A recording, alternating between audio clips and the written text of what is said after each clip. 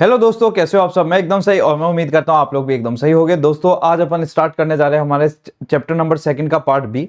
और दोस्तों part B बहुत ज़्यादा आसान है, आपको याद भी बहुत आसानी से हो जाएगा। पार्ट ए जैसा नहीं है, बट अपन ने पार्ट ए को बहुत ईजी बना दिया अगर आप लोगों ने ढंग से उसको पढ़ा हो तो।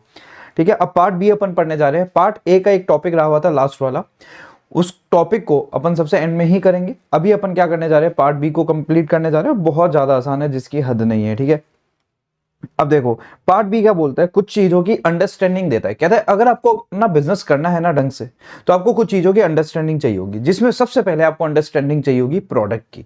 सबसे पहले आपको अंडरस्टैंडिंग चाहिए होगी प्रोडक्ट की, अपनी इंडस्ट्री की, अपने कॉम्पिटिटर्स की, इन सब की आपको क्या चाहिए होगी, अंडरस्टैंडिंग चाहिए होगी।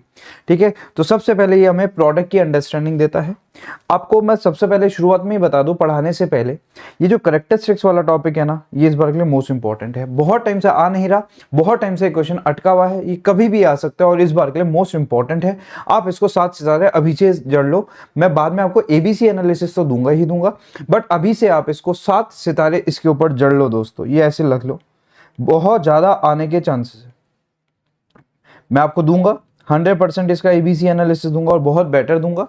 बट एक बार के लिए आप इसको लिख लो, जिससे आप लोग इसको याद करो तो आपको बार बार सामने दिखे कि ये क्वेश्चन बहुत ज्यादा इंपॉर्टेंट है। ठीक है, अब अपन पढ़ते हैं मीनिंग ऑफ प्रोडक्ट। तो मीनिंग ऑफ प्रोडक्ट आपको भी पता है क्या है कि प्रोडक्ट कैन बी गुड भी हो सकते हैं और सर्विस भी हो सकती है, तो फालतू बात है। अगला करेक्टरिस्टिक्स, इसमें आपको करेक्टरिस्टिक्स याद रखने हैं। प्रोडक्ट टेंजिबल भी हो सकता है, इंटेंजिबल भी हो सकता है। बात है ये तो याद रह जाएगा, टेंजिबल भी हो सकता है, इंटेंजिबल भी हो सकता है। बात ये इसके अंदर का कंटेंट कैसे याद रखे, तो अंदर का कंटेंट सीधा सा है। पहले टेंजिबल की डेफिनेशन आएगी, फिर टेंजिबल का एग्जांपल आएगा, फिर इंटेंजिबल की डेफिनेशन आएगी और फिर इंटेंजिबल का एग्जांपल आएगा। टेंजिबल माने जिसको हैंडल किया जा सकता है, जिसको फिजिकली फेल्ट किया जा सकता है, such as car, book, pen, table, mobile, handset and so. तो ये क्या हुआ, ये टेंजिबल प्रोडक्ट की इन्होंने डेफिनेशन दे दी, जिसको आप हैंडल कर सकते हैं और साथ ही साथ जिसको आप फिजिकली फेल्ट कर सकते हो, उसके एग्जांपल दे दिए। सेकंड, आपको इनटेंजिबल की अब ये क्या देगा, डेफिनेशन देगा। इनटेंजिबल जो फिजिकल गुड्स नहीं है, उसकी एग्जांपल दे दिए, telecom service, banking, insurance, repair service. क्योंकि आपको भी पता है ये सारी चीजें इंटेंजिबल है, मैं आपको पढ़ा रहा हूं ये चीज क्या है, इंटेंजिबल है। तो ये एग्जांपल दे दिया, जो सर्विसेज होती है वो इंटेंजिबल होती है और जो गुड्स होते हैं वो टेंजिबल होते हैं। ये इसने क्या दे दिया, एग्जांपल्स में दे दिया। अब आता है, कहता है प्रोडक्ट हैज अ प्राइस। अब आपको समझना है, ये बोलता है जो प्रोडक्ट होता है ना, ये हम कंपनी के पॉइंट ऑफ व्यू से पढ़ रहे हैं, तो कंपनी को हम समझा रहे हैं प्रोडक्ट क्या होता है। प्रोडक्ट क्या होता है, टेंजिबल भी हो सकता है, इंटेंजिबल भी हो सकता है। फिर कहता है जो प्रोडक्ट है उसकी एक प्राइस होगी। अब इसके अंदर क्या बातें लिखी हुई है वो पढ़ना बहुत जरूरी है, और सेम टू सेम नहीं लिख के आए तो नंबर भी नहीं मिलेंगे। अब क्या लिखा हुआ है मैं आपको बता देता हूं। सबसे पहले बोलेगा प्रोडक्ट की जो प्राइस है वो डिटरमाइन की जाती है कैसे। पहले प्रोडक्ट को बनाने की कुछ कॉस्ट आती है, उसमें आप प्रॉफिट जोड़ोगे और आप प्राइस निकाल लोगे, ये प्रोडक्ट की प्राइस होगी। तो सबसे पहले बोलता है किसी भी चीज को बनाने की क्या आती है, कॉस्ट आती है, और उसके लिए आप चार्ज करते हो प्राइस। उसके लिए आप क्या चार्ज करते हो, प्राइस। तो सबसे पहली लाइन आप क्या याद रखोगे, किसी भी प्रोडक्ट को बनाने की कॉस्ट होती है और उसमें प्रॉफिट जोड़कर आप सामने वाले से क्या चार्ज करते हो, प्राइस। फिर दूसरा पॉइंट कहेगा ये जो प्रोडक्ट की प्राइस है वो डिमांड और सप्लाई से डिसाइड होती है, और डिमांड और सप्लाई से तब डिसाइड होती है जहां पे डिमांड और सप्लाई दोनों आके इक्वल हो जाते हैं, जहां पे दोनों क्या कर जाते हैं, quantity provided equal to quantity decided हो जाता है। वही कौन सा केस होता है, जहां पे प्राइस डिसाइड होती है। आप लोगों ने इकोनॉमिक्स में अच्छी तरीके से पढ़ रखा है। 3 बातें, कॉस्ट होगी, कॉस्ट में प्रॉफिट जोड़ के प्राइस बनाई जाएगी। दूसरा पॉइंट डिमांड और सप्लाई से डिसाइड होगी। तीसरा पॉइंट जहां पे डिमांड और सप्लाई दोनों क्या आ जाएंगे, इक्वल आ जाएंगे। फिर अगला बोलता है जो प्राइस है वो डिपेंड करता है कैसे मार्केट में बेच रहे हो, किस क्वालिटी का बेच रहे हो, मार्केटिंग के तरीके क्या है और टारगेटेड ग्रुप क्या है। अगर आप शाहरुख खान से ऐड कराओगे तो आपकी चीज महंगी बिकेगी दोस्तों। मार्केटिंग, कौन सा मार्केट है, आप टारगेट ही किसको कर रहे हो, ऐसे लोगों को कर रहे हो जिनके पास 5 करोड़ से ऊपर रुपए होंगे, वही उस चीज को खरीद पाएंगे, तो आपका मार्केट ही ऐसा है। फिर अगला क्वालिटी, क्वालिटी आप किसको टारगेट कर रहे हो, जिनको क्वालिटी का ध्यान रहता है तो आप उनको टारगेट कर रहे हो, तो आपकी फिर प्राइस भी उसी हिसाब से डिसाइड होगी। तो बता रहा है प्राइस के लिए क्या क्या चीजें देखी जाती है, आप कौन से मार्केट को टारगेट कर रहे हो, आप कौन से टाइप की क्वालिटी उनको दे रहे हो, आप कौन से टाइप की मार्केटिंग कर रहे हो, आपका टारगेटेड ग्रुप क्या है। तो अभी तक क्या क्या बातें हो गई, कॉस्ट में प्रॉफिट जोड़ के प्राइस निकाली जाएगी, डिमांड और सप्लाई से डिसाइड होगी, और डिमांड और सप्लाई जहां पे इक्वल हो जाएंगे वो प्राइस होगी। प्राइस खूब सारी चीजों पे डिपेंड करती है, वो भी बताया हुआ। और लास्ट बोलता है कुछ कुछ केसेस में ऐसा होता है, मतलब आजकल के काफी केसेस में, कुछ कुछ केसेस में नहीं, आजकल के काफी केसेस में ऐसा होता है कि आपको प्राइस टेकर बनना पड़ता है। टेकर बनने का मतलब जो मार्केट में प्राइस चल रही है आपको भी वही रखनी पड़ेगी, वरना आप उससे लोग लेंगे नहीं। तो आज के दिन कॉम्पिटिटिव मार्केट होने के कारण आपको प्राइस टेकर भी बनना पड़ता है। तो आपको इसके अंदर क्या बनना पड़ेगा, price is often given by the market. आपको प्राइस टेकर बनना पड़ेगा, आप खुद की प्राइस डिसाइड नहीं कर सकते। अगर आप सेम टाइप की प्रॉफिटेबिलिटी मेंटेन करना चाहते हो तो अपने कॉस्ट के ऊपर काम करो और कॉस्ट को रिड्यूस करो। तो लास्ट में ये लिखा हुआ है, कॉस्ट को क्या करो, रिड्यूस करो। तो ये सारी बातें हो गई प्रोडक्ट हैज अ प्राइस के अंदर। अब आपको अगर सिर्फ इतनी सी बात याद है, प्रोडक्ट हैज अ प्राइस, और अंदर कुछ भी लिख रहे हो, नंबर नहीं मिलेंगे, जीरो मिलेगा। ये सारे पॉइंट आने चाहिए, ये जो मैंने आपको पढ़ के बताया। पूरी स्टडी मेट की लैंग्वेज है, मेरी कुछ भी लैंग्वेज नहीं है इसके अंदर, ठीक है। तो बोलो 2 point, product can be tangible और इनटेंजिबल। टेंजिबल की डेफिनेशन, टेंजिबल का एग्जांपल, इनटेंजिबल की डेफिनेशन, इनटेंजिबल का एग्जांपल। फिर अगला क्या पढ़ा अपन ने, प्रोडक्ट हैज अ प्राइस। इसके अंदर अपन ने खूब सारे पॉइंट पढ़ लिए। अगला आता है प्रोडक्ट हैव सर्टेन फीचर। कुछ फीचर्स होते हैं प्रोडक्ट के अंदर जो कस्टमर को वैल्यू देते हैं और उस वैल्यू से कस्टमर सेटिस्फाई होता है और उसके ऊपर प्राइस डिसाइड होती है कि आपने क्या फीचर्स दिए। तो प्राइस डिसाइड होगी, कस्टमर उन चीज़ों को देखकर क्या होगा, सेटिस्फाई होगा। और जब ये फीचर बन रहे होते हैं ना, तब यूज़र जो बना रहा होता है वो यूज़र को ध्यान में रखते हुए बनाता है और इन फीचर्स में बार बार चेंजेस लेके आता रहता है। सोचता अच्छा ये तो काम नहीं आएगा उसके, तो चलो इसको चेंज करो, इसको चेंज करो। वो क्या करता रहता है, बार बार इन फीचर्स को चेंज करता रहता है during the process of development. Last में कहता है फीचर्स, फंक्शन जो है वो भी फीचर्स है, किस तरीके के डिज़ाइन है वो भी फीचर है, किस तरीके की क्वालिटी है वो भी फीचर है, किस तरीके का एक्सपीरियंस है वो भी फीचर है। और एक बोलता है कि आप जब सामान को यूज करना शुरू करते हो और जब तक उसको फेंक नहीं देते आप, तब तक जो भी आपने एक्सपीरियंस गेन किया वो भी एक फीचर है। वो भी क्या है, एक जो क्यूमुलेटिव एक्सपीरियंस है वो भी क्या है, फीचर है। तो इसने क्या बोला, फीचर को समझाने का तरीका, सारी बातें आनी चाहिए। फीचर एक ऐसी वैल्यू है जो कस्टमर को सेटिस्फाई करती है प्रोडक्ट खरीदने के बाद। अगला, डेवलपमेंट प्रोसेस में फीचर्स को ऑप्टिमाइज किया जाता है, इस तरीके से चेंजेस किए जाते हैं उसके अंदर कि वो यूजर्स को पसंद आए। फिर इसके बाद फंक्शन, डिजाइन, क्वालिटी, एक्सपीरियंस, ये सब फीचर है। कस्टमर को जो क्यूमुलेटिव एक्सपीरियंस मिला है वो भी क्या है, कहां से क्यूमुलेटिव एक्सपीरियंस, सामान खरीदने से लेकर सामान को एकदम जब उसने पूरा यूज कर लिया, इसके बीच में जितना भी एक्सपीरियंस मिला है वो सब क्या है, फीचर है। तो product has a feature, product have a certain feature that deliver satisfaction. पूरा पॉइंट लिखना, प्रोडक्ट हैज अ फीचर गलत पॉइंट माना जाएगा, तो पूरा पॉइंट लिखना, product have certain feature that deliver क्या, सेटिस्फैक्शन। तो 3 पॉइंट हो गए दोस्तों, tangible, intangible, product has a price और certain feature that deliver satisfaction.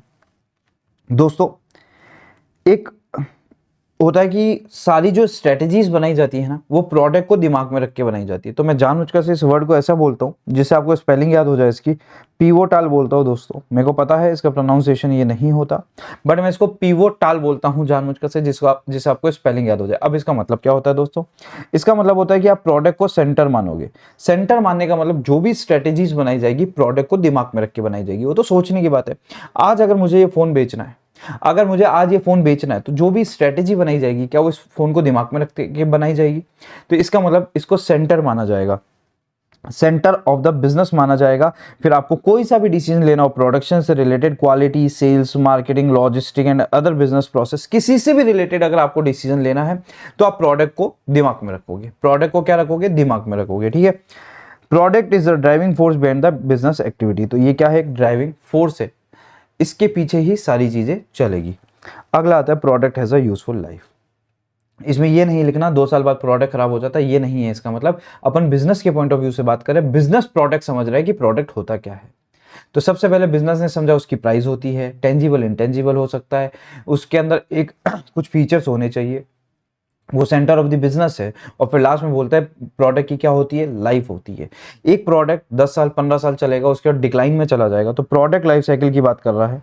तो इस कहता है आप मेच्योरिटी पे जाओगे, फिर वो प्रोडक्ट आपका हमेशा डिक्लाइन करेगा। उस चीज में आप 3 चीजें कर सकते हो, उसको रिप्लेस कर सकते हो, आप नया प्रोडक्ट बनाना शुरू कर सकते हो, आप उसको वापस से री इन्वेंट कर सकते हो, उसके अंदर नई चीजें ला सकते हो। जैसे कि टीवी है, टीवी एक टाइम पे आगे पुराने होने लग गए थे, तो उसको री इन्वेंट करके एलईडी, एलसीडी, क्यूएलईडी और ये सब कुछ लेके आए, और आप उसको बंद भी कर सकते हो। तो ये 3 चीजें लिखनी है कि जैसे ही प्रोडक्ट की लाइफ पूरी हो जाएगी, अब लोगों को वो नहीं चाहिए, तो उसके 3 तरीके हैं। या तो आप उसको रिप्लेस करके नया प्रोडक्ट लाओ, या फिर आप उसको क्या करो, री इन्वेंट करो या सीज टू एग्जिस्ट कर दो, मतलब उसको बंद कर दो प्रोडक्ट को। तो ये बातें इसके अंदर लिखी हुई है। मोस्ट इंपॉर्टेंट क्वेश्चन है कि प्रोडक्ट हैज अ फीचर, आपको पढ़ के ही जाना पड़ेगा। प्रोडक्ट लाइफ साइकिल बहुत आसान होता है, आपको भी पता है। एस शेप्ड कर्व्ड होता है, नीचे कर्व बना हुआ है, आप लोग देख सकते हो, ये एस शेप्ड है कर्व। अब इसके अंदर क्या क्या आएगा, सबसे पहले 4 स्टेजेस होंगे, इंट्रोडक्शन, ग्रोथ, मैच्योरिटी और डिक्लाइन। बहुत ध्यान से सारे वर्ड्स को याद करना है, कुछ भी नहीं लिख के आना, नंबर कट जाएंगे।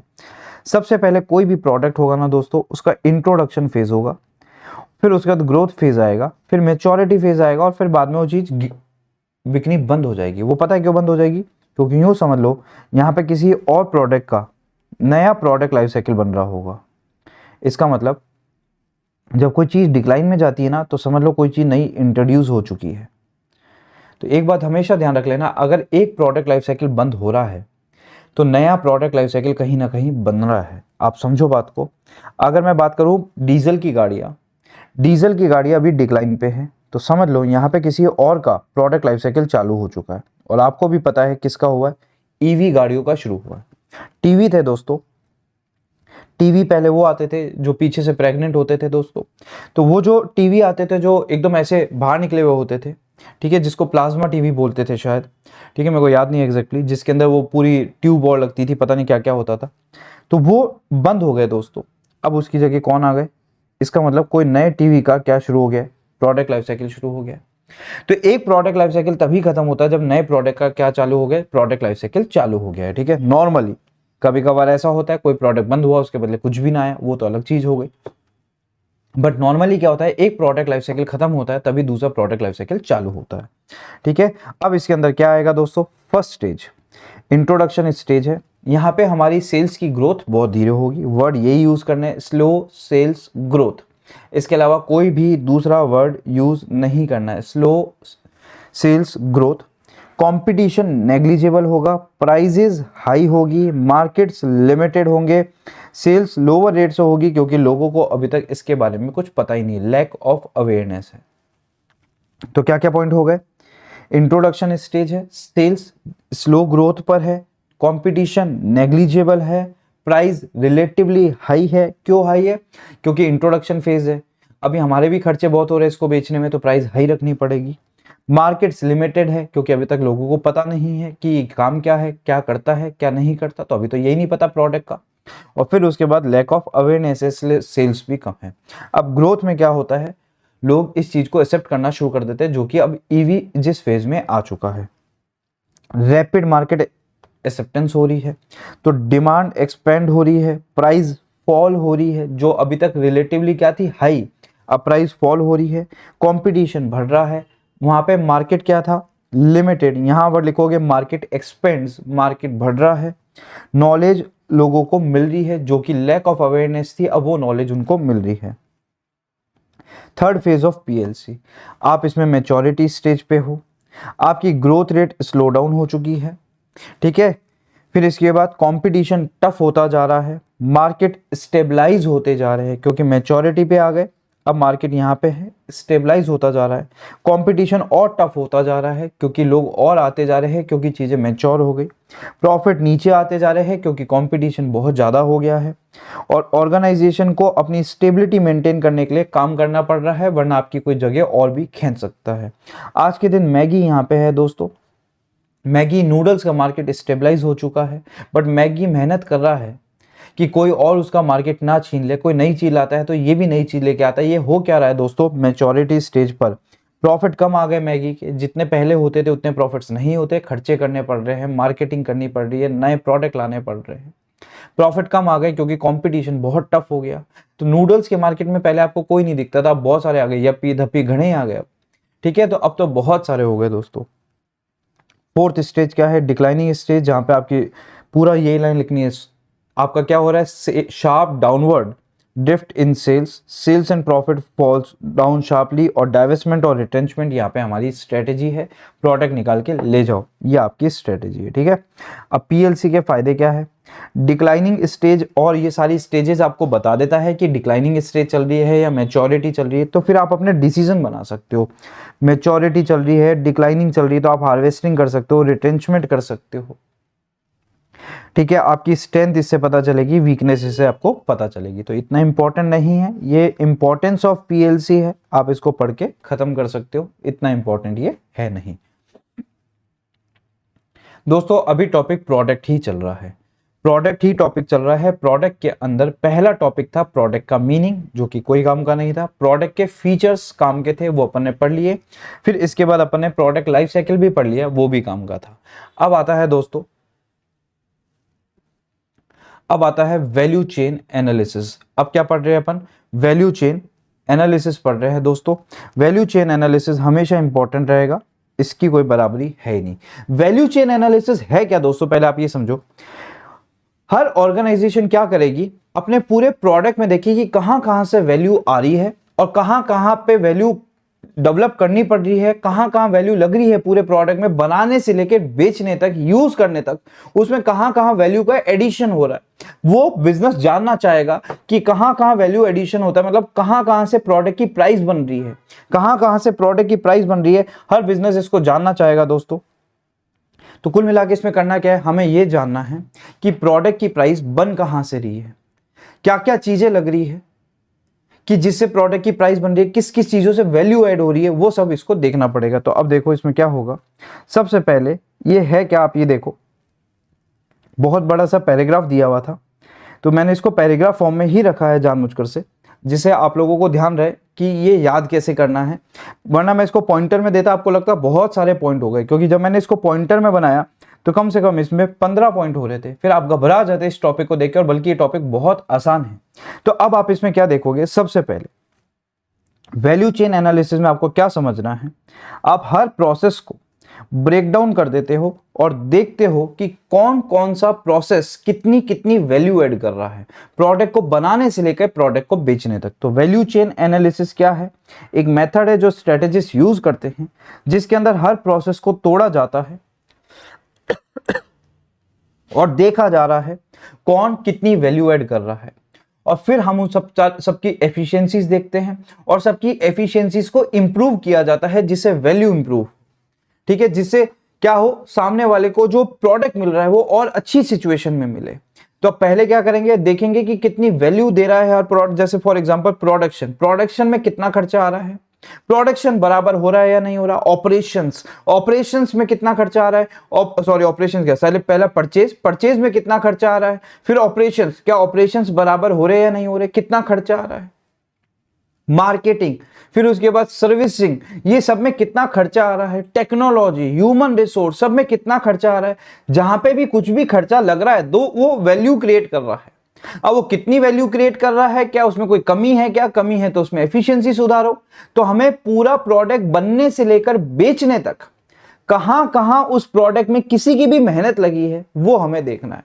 भले वो प्रोडक्शन हो, भले ही वो परचेज हो, भले वो सेल हो, भले वो सर्विस हो, कहीं पे भी अगर प्रोडक्ट बनने से रिलेटेड प्रोडक्ट को बेचने तक कुछ भी किसी का भी कंट्रीब्यूशन है, तो वो हमें इस टॉपिक के अंदर पता लगाना है। तो ये क्या कर रहा है, पूरे प्रोसेस को ब्रेक डाउन कर रहा है और पता लगा रहा है कहां कहां से वैल्यू जनरेट हुई है।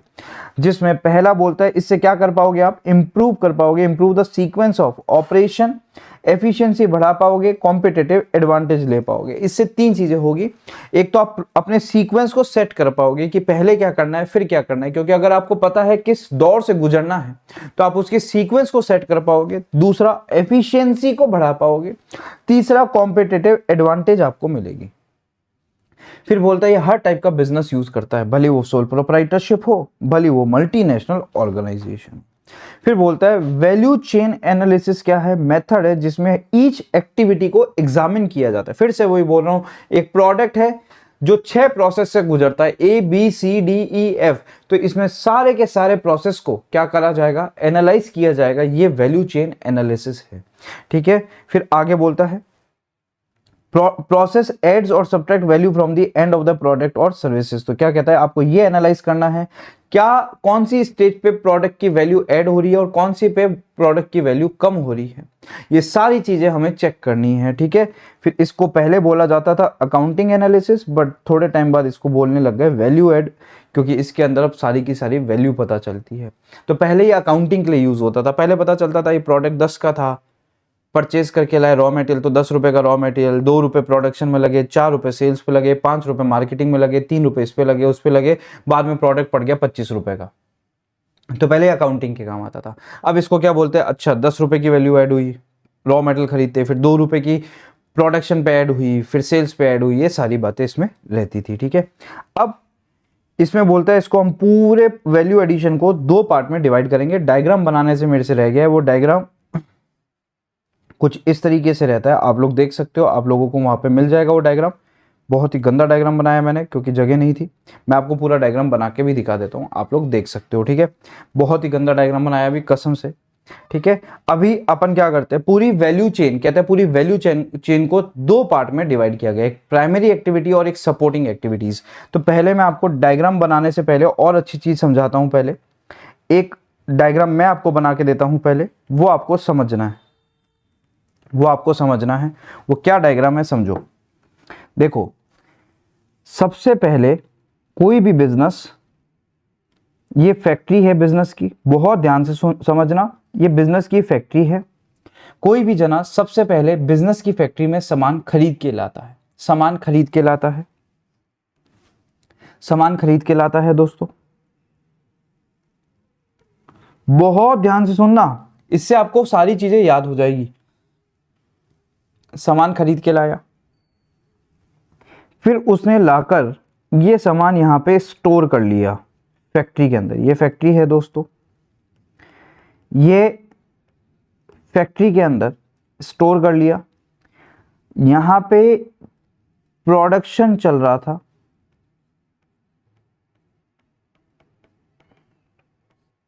तो ये सामान जब जरूरत पड़ी तो इस आदमी को दिया गया प्रोडक्शन के लिए। तो पहले सामान लेके आया गया, वर्ड याद रखना, लेके आया गया, उसको स्टोर किया गया, लेके आया गया, उसको स्टोर किया, और जब जरूरत पड़ी तो उसको आगे प्रोडक्शन डिपार्टमेंट को दे दिया। प्रोडक्शन डिपार्टमेंट ने इस पे ऑपरेशंस किए, ऑपरेशंस किए, फिर उसके बाद इसने बना के फिर से यहां पे रख दिया, और फिर जब डिमांड आई तो इसको फैक्ट्री के बाहर ले जाके बेच दिया। तो बोलो क्या क्या डायग्राम बना, बहुत ही तगड़ा डायग्राम बनाया, मजा आ गया। तो सबसे पहले सामान आया, स्टोर किया, जरूरत पड़ने पे आगे दे दिया, उसने उस पे ऑपरेशंस किए, बनने के बाद उसने उसको वापस से स्टोर करा, और जब जरूरत पड़ी तो उसको बेच दिया। तो एक्टिविटी सुनो, पहले सामान लेके आए इनबाउंड,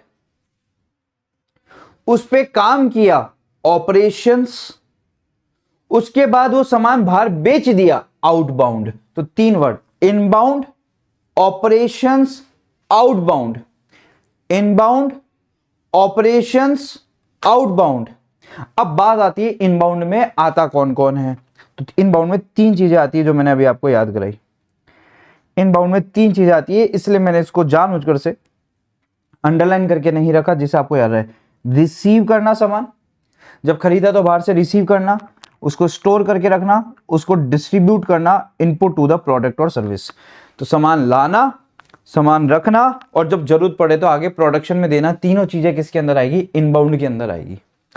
इनबाउंड कहता है वैल्यू क्रिएट करता है, करता ही है वो तो वैल्यू क्रिएट, नो डाउट। सामान लाना, सामान स्टोर करना, सामान आगे पकड़ाना, सब में तो वैल्यू क्रिएट होती है। कहीं ना कहीं तो खर्चा आता ही रहता है ना दोस्तों, ठीक है। कहीं ना कहीं तो प्रोडक्ट बनने में कहीं ना कहीं तो हर चीज का सपोर्ट लगा ही है ना, तो जहां पे भी लगा है वो वैल्यू क्रिएट कर रहा है। अब वो बीच वाला क्या करेगा, उसके पास रॉ मटेरियल पहुंच गया जो मैं लेके आया था, इनबाउंड से पहुंच गया, अब वो उस पर क्या फिनिश गुड्स कन्वर्ट करेगा। तो ऑपरेशन में होगा जो उसको रॉ मटेरियल दिया उससे वो क्या करेगा, फिनिश गुड्स में कन्वर्ट करेगा। ऊपर वाले वर्ड और पढ़ लेना, material handling, stock control, transport चीजें आएगी। यहाँ पे क्या आएगा, मशीनिंग, पैकेजिंग, असेंबलिंग और टेस्टिंग, ये सारी चीजें इसके अंदर आएगी। अब बन गया, अब वापिस से सामान स्टोर करने रख दिया जाएगा। पहले उसे लेके आएंगे वापस, कलेक्ट, फिर स्टोर करेंगे और जब जरूरत पड़ेगी तो उसको डिस्ट्रीब्यूट कर देंगे कस्टमर को। तो इसके अंदर क्या क्या आया, वापस वेयर हाउसिंग, वापस वेयर हाउसिंग क्योंकि बनने के बाद फिर से रखा, वेयर हाउसिंग, मटेरियल हैंडलिंग, उसको संभाल के रखना है, उसकी हैंडलिंग होगी और फिर बाद में वापस से कस्टमर को पहुंचाना है तो फिर से ट्रांसपोर्ट। तो ऊपर भी ट्रांसपोर्ट था, ऊपर भी मटेरियल हैंडलिंग थी, वो मटेरियल हैंडलिंग थी रॉ मटेरियल की, वो ट्रांसपोर्ट था मटेरियल लेके आने का, यहाँ पे फिर से मटेरियल हैंडलिंग है। ये कौन सी है, सामान बनने के बाद वाले की मटेरियल हैंडलिंग, और आगे ट्रांसपोर्ट कौन सा है, कस्टमर तक पहुंचाने का ट्रांसपोर्ट है, कस्टमर तक पहुंचाने का ट्रांसपोर्ट है। ठीक है, तो ये 3 एक्टिविटीज हो गई। अब होता है दोस्तों, उसके पास पहुंचा तो देंगे बट उसको पता कैसे चलेगा कि इस टाइप की कोई दुनिया में चीज भी बन रही है, तो क्या हमें मार्केटिंग और सेल्स करना पड़ेगा, तो हमें उसको अवेयर करना पड़ेगा। ये वर्ड आंसर में नहीं आएंगे तो आपको मेंढक मिलने वाला है, आपके आंसर शीट में 0, बैंगड़ मिलेगा, बैंगड़।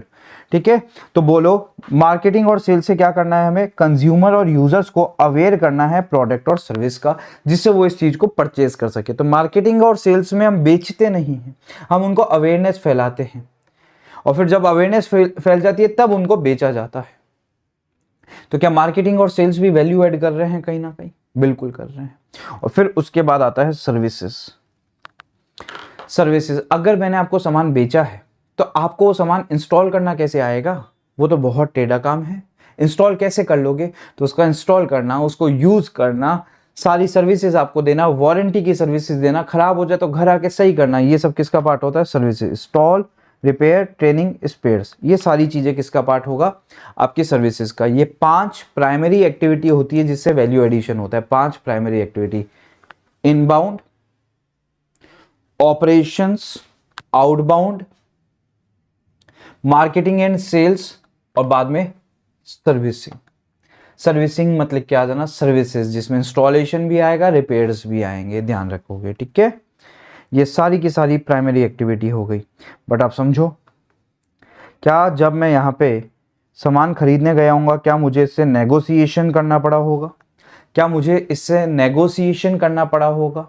मैं लेके आना इज इनबाउंड, लाके संभाल के रखना इज इनबाउंड, इस भाई तक पहुंचाना इज इनबाउंड।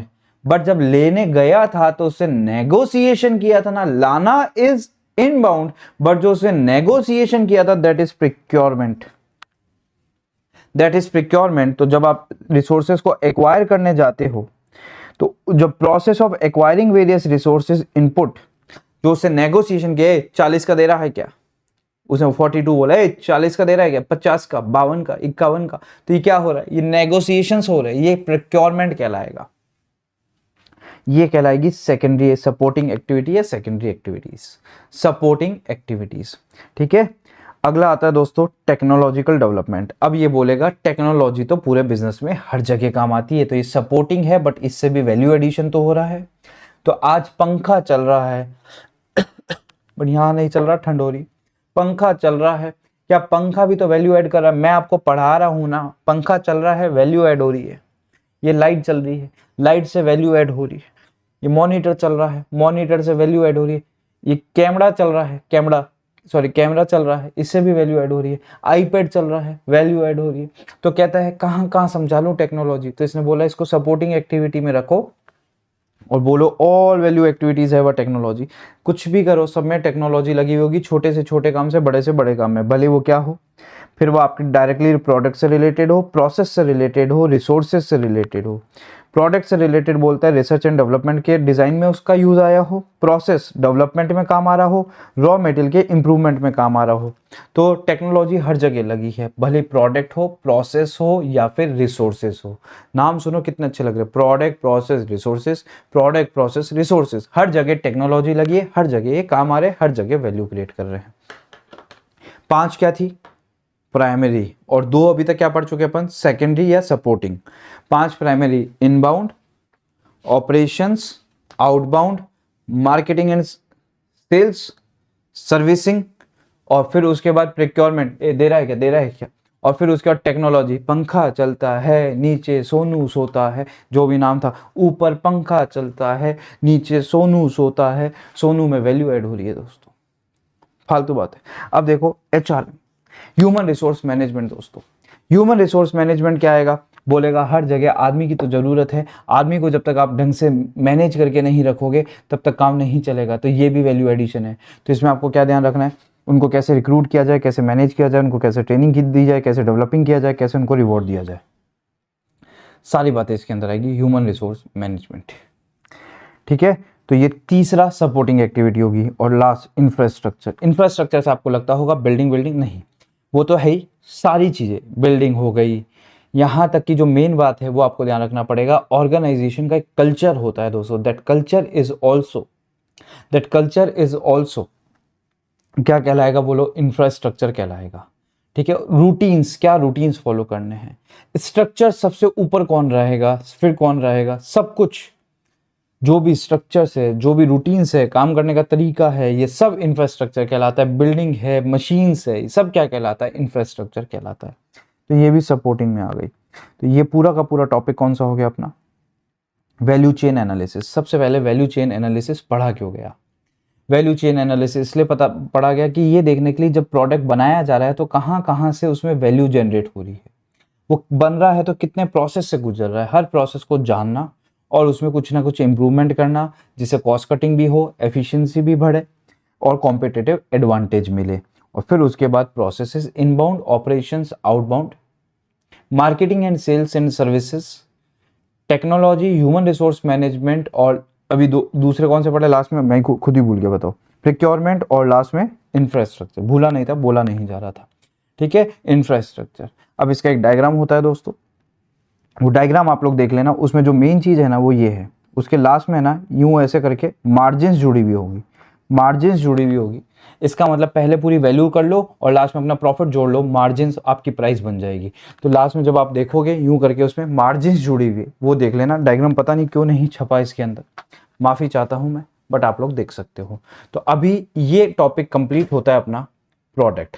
तो प्रोडक्ट के अंदर क्या क्या पड़ा, प्रोडक्ट का मीनिंग, प्रोडक्ट के फीचर्स, प्रोडक्ट लाइफ साइकिल, और कहां कहां से उस प्रोडक्ट में वैल्यू जनरेट हो रही है, वैल्यू चेन एनालिसिस। तो प्रोडक्ट के 4 टॉपिक आप लोग याद रखोगे, प्रोडक्ट का मीनिंग, प्रोडक्ट के features, product life cycle and value chain analysis. अब हम पढ़ने जा रहे हैं इंडस्ट्री। इंडस्ट्री दोस्तों, ऐसा कोई पेपर नहीं जब ये पूछा नहीं, ये तो आएगा ही आएगा, दुनिया की कोई ताकत रोक नहीं सकती। आप ये समझ लो, रोल नंबर के बाद कोई सबसे ज़्यादा इंपॉर्टेंट चीज़ है तो वो ये है। आप ये समझ लो, अगर रोल नंबर बिना लिखे आपकी कॉपी चेक नहीं होगी तो ये बिना लिखे नंबर नहीं आएंगे दोस्तों, इसमें से तो आएगा। ठीक है, कोई नहीं रोक सकता इसमें से टॉपिक आने को, और मैं आपको इतना प्यारा समझाऊंगा, आपको याद हो जाएगा। दोस्तों हो क्या रहा है, हम जब बिजनेस करते हैं ना दोस्तों, तो हमें क्या है कि इंडस्ट्री का एनालिसिस करना पड़ता है, हमें चेक करना पड़ता है कि ये इंडस्ट्री हमारे लायक है भी या नहीं है। तो हम बीच में हैं, छोटे से बाबू है हम बीच में हैं दोस्तों। दुनिया बहुत बदमाश है, हम पे प्रेशर क्रिएट करने की कोशिश करती है, दुनिया बहुत बदमाश है दोस्तों, बहुत बेकार है, जालिम दुनिया है दोस्तों, जालिम दुनिया। वो दुनिया हम पे प्रेशर क्रिएट करना चाहती है। और पता है प्रेशर कौन कौन क्रिएट करता है, हम पे प्रेशर सप्लायर क्रिएट करता है,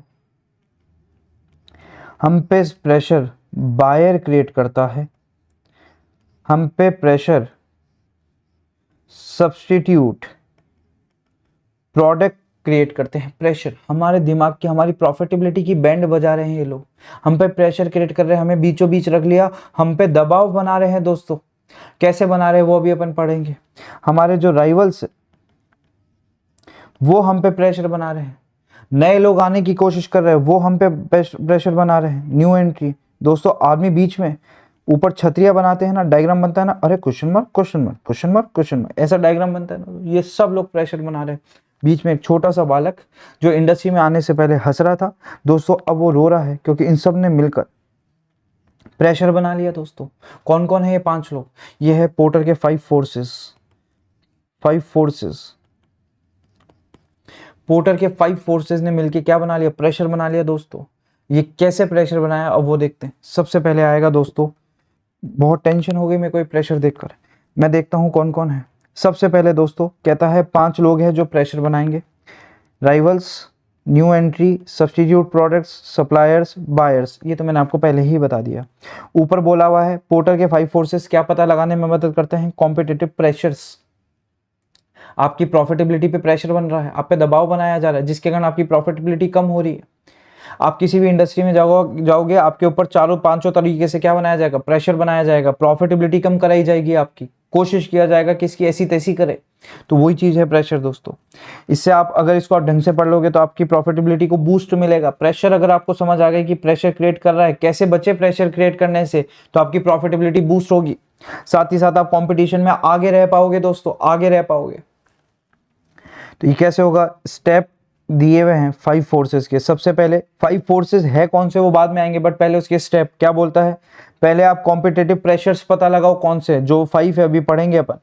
तो ये तो स्टेप है, स्टेप भी पूछे जाते हैं कभी कभार कि 5 फोर्सेस लगाए कैसे जाएंगे। तो सबसे पहले आइडेंटिफाई करो, फिर पता लगाओ किस में कितना प्रेशर कौन हम पे बना रहा है, और फिर उसके बाद अपनी collective strength of the 5 competitive forces conducive to earning attractive profits. तो अब देखो कि हम ये 5 फोर्सेस आने के बाद क्या प्रॉफिट कमा भी पाएंगे या नहीं कमा पाएंगे। अगर नहीं कमा पाएंगे तो छोड़ो ऐसी जगह।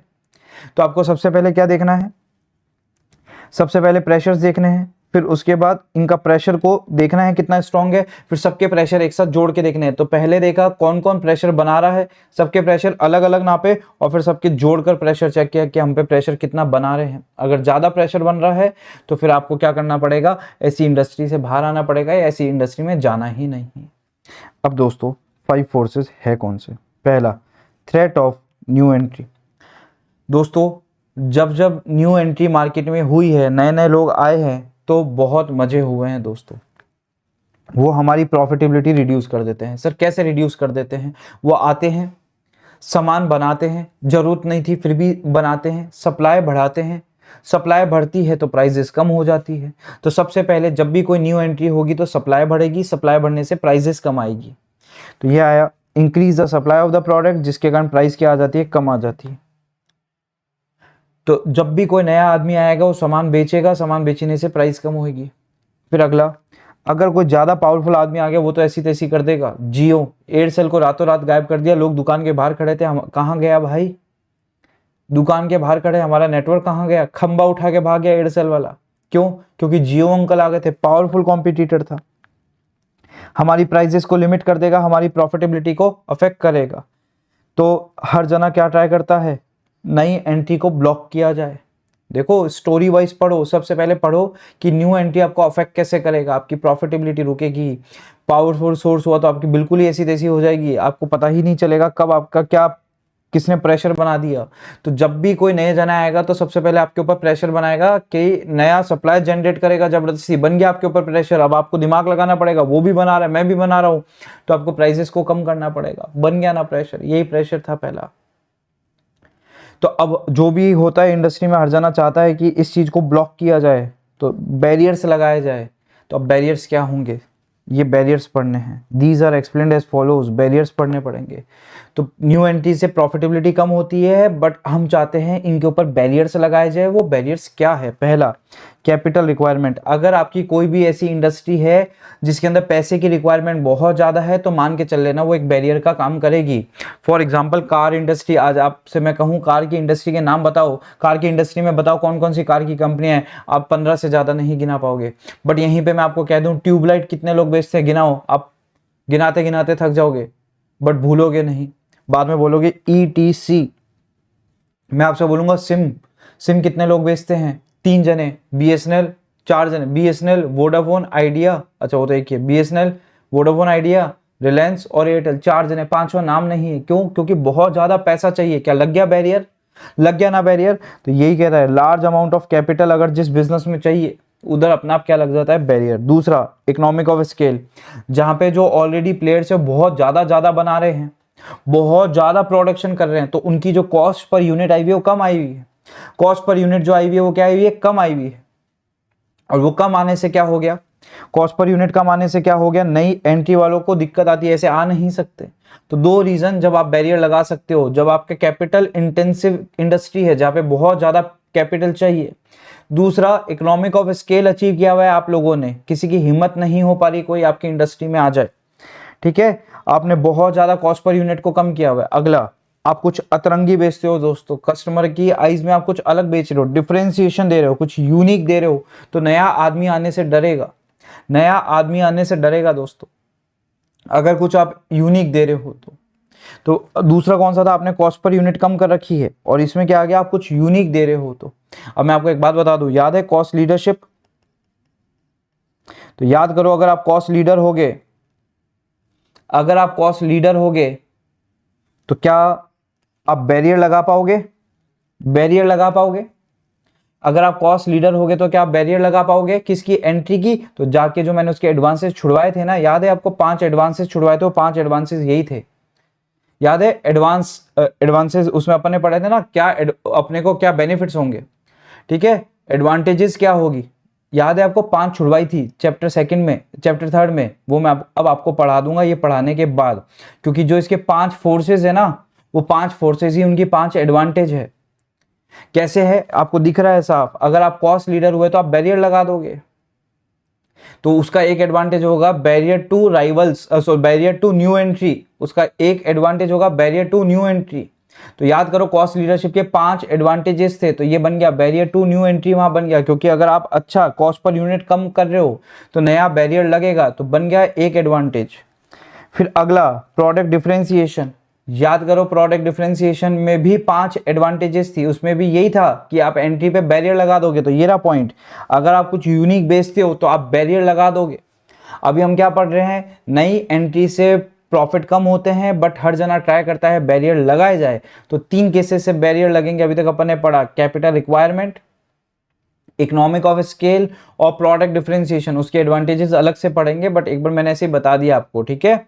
अगला स्विचिंग कॉस्ट दोस्तों, स्विचिंग कॉस्ट का मतलब क्या है दोस्तों, अगर आज मैं ए प्रोडक्ट यूज कर रहा हूं, कोई आके मुझे कहेगा ले बी प्रोडक्ट ले ले, मैं ऐसे एकदम से नहीं जाऊंगा, क्यों? क्योंकि एक तो मैं वहां जाऊंगा तो मेरे नए खर्चे आएंगे, नए लोगों को ट्रेन करना पड़ेगा उस प्रोडक्ट को यूज करने के लिए, तो मेरी स्विचिंग कॉस्ट हाई हो गई, इसको बोलते हैं स्विचिंग कॉस्ट इज हाई, कहीं पे भी स्विच करना इज हाई। आज मैं किसी घर में रह रहा हूँ, कोई मेरे से कहते हैं इस घर को शिफ्ट कर लो, मैं 100 बार सोचूंगा यार ये सामान कौन लेके जाएगा, कौन करेगा, वहां लगाएगा कौन, ये करेगा। तो दोस्तों आज मैं घर छोड़ के जाता हूँ तो सिर्फ स्विचिंग कॉस्ट 1 लाख रुपए आ जाएगी आराम से, सामान ले जाने की, वहां पे वापस सारी चीजें इंस्टॉल कराने की, तो 1 लाख रुपए तो कॉस्ट आ जाएगी, इसको बोलते हैं स्विचिंग कॉस्ट इज हाई। आज मैं अपना घर चेंज नहीं कर रहा, उसका रीजन स्विचिंग कॉस्ट हाई है, मैं सोच भी नहीं सकता सपने में भी कि मैं दूसरा घर चेंज कर लूं, नहीं कर सकता, स्विचिंग कॉस्ट बहुत हाई है।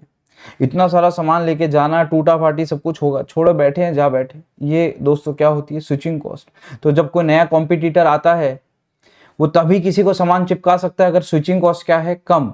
तो स्विचिंग कॉस्ट अगर हाई है तो ध्यान रखना ये बैरियर का काम करेगी, स्विचिंग कॉस्ट अगर हाई है तो बैरियर का काम करेगी। उसका रीजन क्या है, उसका रीजन क्या है, एक तो आपको सबसे पहले नेगोशिएट करना पड़ेगा नई परचेज करने के लिए, उससे पहले बोलोगे बी वाले को कम में दे, फिर आप अपने लोगों को ट्रेन करना पड़ेगा उसको कैसे यूज करना है, फिर अगला आपको अपनी फैसिलिटीज को मॉडिफाई करना पड़ेगा, फिर आप साइकोलॉजिकली परेशान होगे, दिमाग खपत होगी आपकी, तो ये सारी क्या होती है स्विचिंग कॉस्ट होती है। तो जब आप एक प्रोडक्ट से दूसरे प्रोडक्ट में शिफ्ट करते हो तो स्विचिंग कॉस्ट होती है, अगर ये हाई हुई तो न्यू एंट्री पे बैरियर लग जाएंगे, और अगर ये लो हुई तो आप आराम से किसी को भी बेच पाओगे। अगला ब्रांड की आइडेंटिटी, जो पुराने लोग बैठे हैं उनकी आइडेंटिटी बहुत खतरनाक है, ब्रांड बनी हुई है, कोई आपसे खरीदेगा ही नहीं, जोर मार लो आके, तो ये भी एक इसका काम करेंगे बैरियर का, ठीक है। तो प्रोडक्ट और service offered by the existing firms, अगर उनकी क्या है ब्रांड आइडेंटिटी है।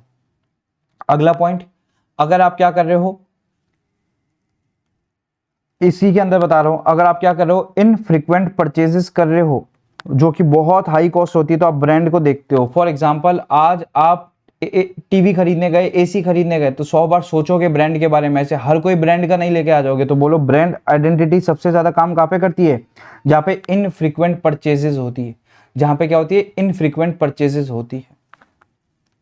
फिर इसके बाद एक्सेस टू डिस्ट्रीब्यूशन चैनल, दोस्तों पुराने जो लोग हैं ना वो हमें डिस्ट्रीब्यूशन करने ही नहीं देते, वो पहले ही दुकान वाले को कह के बैठे कि तू अगर इसका सामान बेचेगा तो फिर मेरा नहीं बेचेगा अगली बार से, तो जो नया आदमी आता है उसको बेचना नहीं दोस्त, बेचेगा तो देख तू, फिर मैं तेरे को अपना सामान नहीं देगा, समझे बात को। तो इसको बोलते हैं हमने उसके डिस्ट्रीब्यूशन चैनल को अनअवेलेबल कर दिया उसके लिए, बेच के दिखा दे। उसने सोचा था आऊंगा, एक नए चिप्स के पैकेट वाला आया, कहता है नए चिप्स निकालूंगा, बेचूंगा, सबको दे दूंगा, सब बेच देंगे, सबको मार्जिन ज्यादा दे दूंगा।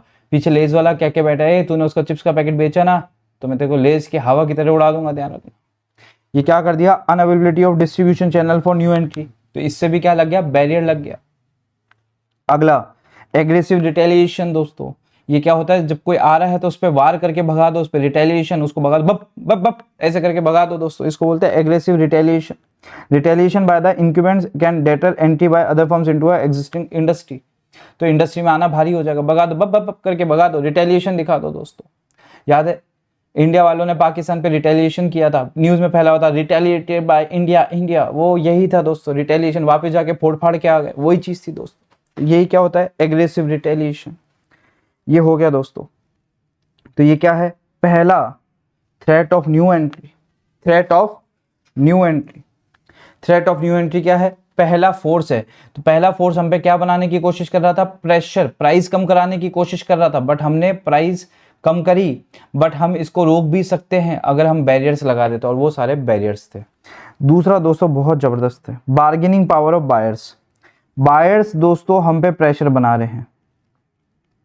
ये बायर है, ये मेरे से खरीदने आया, कहता है मैंने कहा प्रोडक्ट, ए प्रोडक्ट था, कहता 40 रुपए में देना, मैंने कहा नहीं देता, कहता 40 रुपए में देना, मैंने कहा नहीं देता।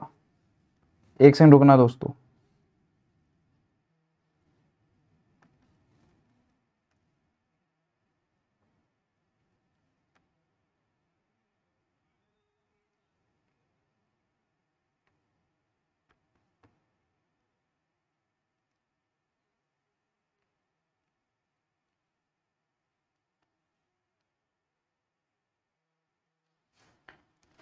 तो दोस्तों वो सामने वाला मांगने आया, क्या मांगने आया दोस्तों, जल्दी से बोलो। सामने वाला मांगने आया प्रोडक्ट, मैंने मना कर दिया, मैंने कहा नहीं देता, नहीं देता 40 रुपए में। कहता पक्का नहीं देगा, मैंने कहा नहीं दूंगा। कहता मेरे को 1 लाख यूनिट चाहिए। दोस्तों मैंने हाथ खड़े कर दिया, मैंने कहा ले जा 40 में, ले जा। तो दोस्तों उसने मेरे पे प्रेशर बना दिया, मैं 42 का बेच रहा था, उसने कहा 40 में दे, मैं पहले मना कर रहा था, बट वो मेरे पे प्रेशर बनाने में दोस्तों हिम्मत रखता था, मेरे पे प्रेशर बनाने में, और वो प्रेशर बना के क्या हो गया, सक्सेस ले ली उसने मेरे पे प्रेशर बनाने में। ऐसा क्यों कर लिया, क्योंकि उसने मेरे को बोला 1 लाख यूनिट दे दे। वो ऐसा इसलिए कर पाया क्योंकि दोस्तों वो बिग बायर था। तो बोलो बायर्स आप पर प्रेशर कब बना पाएंगे, अगर वो बिग बायर्स हैं। अगर वो क्या है, बिग बायर्स है, तो वो आप पे क्या बना पाएंगे, प्रेशर बना पाएंगे। दूसरा पॉइंट दोस्तों, वो पूरे मार्केट की जानकारी लेके आ रहे थे, उनको पूरी नॉलेज थी, उनको ये भी पता था ये प्रोडक्ट कितने में मिलता है, उनको ये भी पता था सब्स्टिट्यूट कितने में मिलता है, उनको सारी बातें पता थी। तो they have full knowledge of product, और कहाँ से बना, कहाँ से आया, सब पता है उनको, प्रोडक्ट का पूरा सोर्स पता है, पूरे सब्स्टिट्यूट के बारे में पता है। तो इस केस में क्या होगा दोस्तों, उनको पूरी नॉलेज है। जब पूरी नॉलेज है तो बोलो इस केस में क्या होगा, वो मेरे पे प्रेशर बनाने में कामयाब हो जाएंगे दोस्तों। 42 की चीज मेरे से 40 में ले जाने में कामयाब हो जाएंगे, प्रेशर बना के उन्होंने मेरे से प्राइस कम करवा ली। तीसरा दोस्तों, वो चीज उसके लिए क्रिटिकल नहीं है, वो चीज उसके लिए क्रिटिकल नहीं है। वो आया 42 वाली चीज 40 में दे रहा है, मैंने कहा नहीं, कहता ठीक है मैं जा रहा हूँ बाय। बट सोचो अगर वो भागते हुए आता, मेरे को दवाई दे दवाई दे दवाई दे, वो मैंने कहा 42 के, कहता क्या 40 में दे, ले जाता, प्रेशर नहीं बना पाता। तो बोलो प्रेशर कब बना पाएगा, जब वो चीज उसके लिए क्रिटिकल नहीं है, जब उसके लिए वो चीज क्रिटिकल नहीं है, not perceived as critical to the buyer.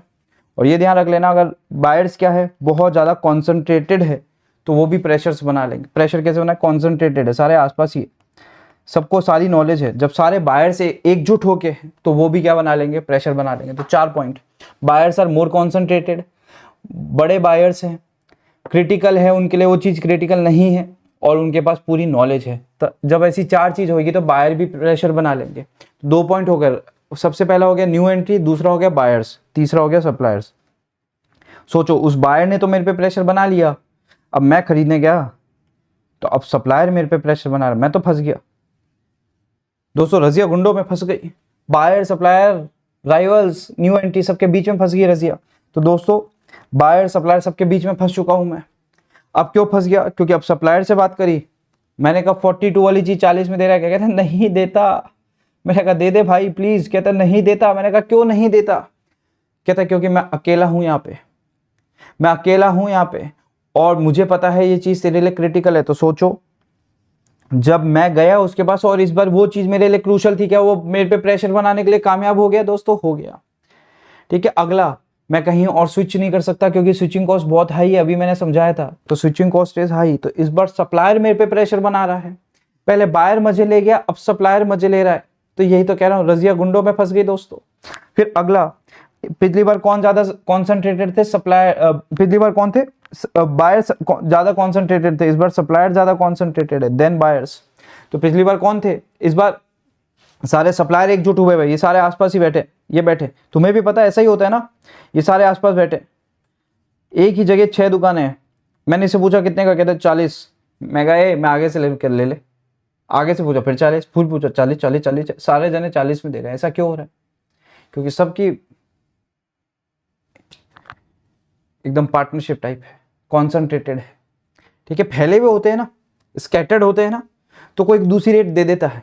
But जब सारे जने एक ही जगह बैठे हैं तो फिर आप दूसरी रेट ले कैसे लोगे? कॉन्सेंट्रेटेड है तो सप्लायर आप पे क्या बना लेगा? प्रेशर बना लेगा।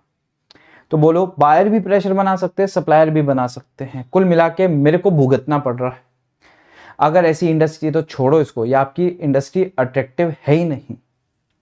फिर अगला, नेचर ऑफ राइवल्स। अब क्या है दोस्तों, ये बहुत स्टोरी की तरह चलेगा। अभी कैसे स्टोरी की तरह चलेगा मैं आपको बताता हूं। इसमें बोलेगा कि जो राइवल्स होते हैं ना, वो हमेशा प्राइस को गिराने की कोशिश करते हैं, हमेशा प्राइस वॉर का सोचते हैं। क्या सोचते हैं? प्राइस वॉर का। तो जितना ज़्यादा इंटेंसिटी होगी ना राइवल्स की, उतना ज़्यादा प्राइस वॉर होगा। तो अब नीचे बताया हुआ है कि प्राइस वॉर के बारे में बताया हुआ है कि प्राइस वॉर कब कब होता है। तो सबसे पहला पॉइंट आता है, एक इंडस्ट्री लीडर होता है, वो कोशिश करता है कि प्राइस वॉर ना हो, वो कोशिश करता है। तो सबसे पहला पॉइंट कहानी की तरह चल रहा है, प्राइस वॉर हो जाएगा, खूब सारे राइवल्स होंगे तो प्राइस वॉर हो जाएगा, तो जो सबसे टॉप का आदमी होगा वो कोशिश करेगा प्राइस वॉर ना हो, तो डिस्करेज करेगा। जो भी इस काम का इनिशिएटर होगा, जो कोशिश करेगा प्राइस वॉर की, उस पर डिसिप्लिन लगाएगा। कहता हूं क्या? तो दोस्तों क्या लगाएगा? इनिशिएटर पे डिसिप्लिन लगाएगा। दोस्तों कोई भी प्राइस कम कर रहा होगा, क्या कहे प्राइस कम नहीं करने का, मैं तेरे को उठा के बाहर फेंक देगा, साफ बोलेगा तेरे को उठा के बाहर फेंक दूंगा। उन पे इनिशिएटर्स पे क्या लगाएगा? डिसिप्लिन लगाएगा। ये कौन करेगा दोस्तों? Industry leader. But industry leader ऐसा नहीं कर पाएगा जब खूब सारे लोग होंगे। तो ये 2 पॉइंट तो ये हैं, इंडस्ट्री लीडर डिसिप्लिन लगाने की कोशिश करेगा प्राइस वॉर पे, बट नहीं लगा पाएगा। अगर बहुत सारे हुए तो क्या नहीं कर पाएगा? डिसिप्लिन नहीं लगा पाएगा। तो पहले 2 पॉइंट एक है बट दिए हुए 2 है, क्योंकि हम पढ़ क्या रहे हैं? प्राइस वॉर कब होगा? तो प्राइस वॉर तब होगा जब इंडस्ट्री लीडर डिसिप्लिन नहीं लगा पा रहा। और वो कब नहीं लगा पाएगा? जब खूब सारे कॉम्पिटिटर होंगे, क्योंकि जब खूब सारे कॉम्पिटिटर होते हैं तो आपस में कम्युनिकेट करने में दिक्कत हो जाती है। इंडस्ट्री लीडर ने बोला तो कोई सस्ता नहीं बेचेगा, एक जना सस्ता बेच गया, कहता है क्यों सस्ता बेचा? मेरे को पता ही नहीं था आपने ऐसी बात करी है। कम्युनिकेट ही नहीं हो पाया। क्यों नहीं हो पाया? बहुत सारे लोग थे। तो जब बहुत सारे लोग होंगे तो डिसिप्लिन नहीं लग पाएगा और प्राइस वॉर हो जाएगा। तो पहला रीजन प्राइस वॉर का इंडस्ट्री लीडर की भी नहीं चली। आज जियो है, जियो दोस्तों इंडस्ट्री लीडर है। वो अगर 500 में बेचेगा तो एयरटेल भी 500 में बेचेगा, वोडाफोन भी 500 में बेचेगा। किसी ने भी छेड़खानी करी ना, जियो उठा के बाहर फेंक देगा। इसको बोलते हैं डिसिप्लिन लगाना by the industry leader. But जिस दिन यहाँ पे 1000 लोग हो गए सिम बेचने वाले, फिर जियो का कुछ नहीं चलेगा। तो यही बता रहा है प्राइस वॉर कब होगा? जब नंबर ऑफ कॉम्पिटिटर्स बहुत ज्यादा होंगे। दूसरा, फिक्स कॉस्ट। जब दोस्तों लोगों की फिक्स कॉस्ट बहुत ज्यादा आ रही होगी ना, तो कोशिश करेंगे कि वो अपनी कैपेसिटी को यूज करे। वो अपनी जबरदस्ती कोशिश करेंगे कि वो कैपेसिटी को यूज करे, और कैपेसिटी को यूज करने के चक्कर में वो जबरदस्ती का सामान बनाएंगे। क्योंकि एक रूम है दोस्तों, उसमें अभी 1000 स्टूडेंट बैठ सके ऐसा रूम मेरे पास है, अभी उसमें 200 ही बैठ रहे हैं, तो मैं जबरदस्ती वो 800 और बुलाने की कोशिश करूंगा। तो क्या मैं प्राइस वॉर करूंगा? तो अपनी कैपेसिटी को जबरदस्ती यूटिलाइज करने के लिए वो क्या करेंगे? प्राइस वॉर करना शुरू कर देंगे, प्राइसेस कम कर देंगे, जबरदस्ती एक्सेस कैपेसिटी करेंगे, उससे भी क्या हो जाएगी? प्राइस कम हो जाएगी। तो प्राइस वॉर हो गया। एग्जिट बैरियर्स दोस्तों, अंदर तो आ गए इंडस्ट्री में, बाहर जाने के रास्ते बाहर जाने के रास्ते बहुत कम हैं, आप बाहर जा ही नहीं पा रहे क्योंकि एग्जिट पे बैरियर लगे हुए हैं। आप क्यों नहीं जा पा रहे? क्योंकि जब मैं इंडस्ट्री में आया था तो दोस्तों मैंने अपने हिसाब से सारा फर्नीचर खरीदा, सब कुछ खरीदा। अब कोई खरीदने को तैयार नहीं है और मुझे पता चल रहा है यार 1 करोड़ रुपए का फर्नीचर पड़ा है, मैं किसी को बेच रहा हूँ, कोई खरीदने को तैयार नहीं है। क्यों खरीदने को तैयार नहीं? वो मेरे हिसाब से तैयार है।